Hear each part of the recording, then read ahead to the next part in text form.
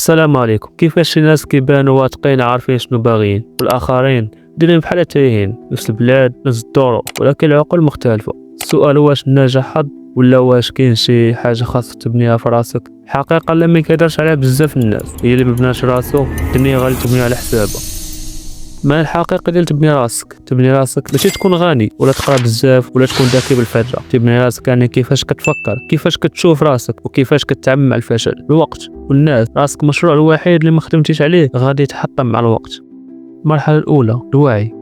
أول خطوة باش تبني راسك هي تفيق من العادات اللي دايرة بلا وعي، الأفكار اللي ولدتيها بلا ما تسول، مقارنات اللي كتدمرك. سول راسك علاش كنفيق كل نهار؟ شنو الهدف ديالي؟ واش هاد الحياة اللي عايش هي اختياري ولا غير تعودت عليها؟ الوعي مؤلم ولكن الجهل كيقتل ببطء.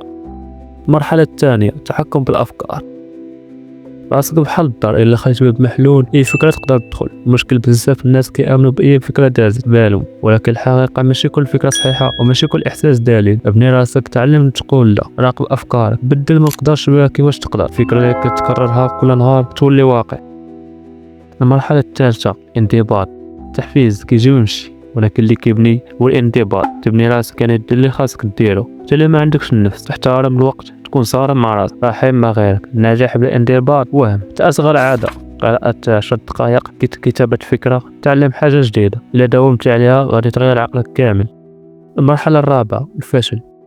الناس كيهربوا من الفشل ولكن الفشل هو المدرسة الحقيقية باش تبني راس. يعني ما تربطش راسك بالنجاح، تعلم من الطيحة الأولى وتعاود تنوض. الفشل ما كيعنيش أنك ضعيف، كان أنك جربتي، واللي ما كيجربش راه ميت واقف بحال فاجيو. المرحلة الخامسة إزالة الوعي.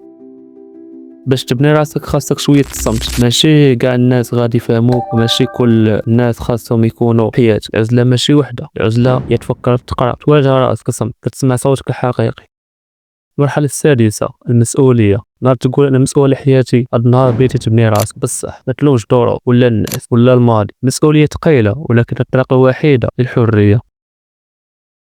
باش تبني راسك ماشي في نهار ولا في شهر ولكن قرر انك ما تعيش بعقل مستعار، ما تكونش نسخه مستعاره. ابني ذاتك بيديك. ودابا سول راسك الا باقي كلشي كيف دابا، كي غادي تكون من بعد 5 سنين؟ جاوب ولا غادي يحدد شنو غادي دير من دابا.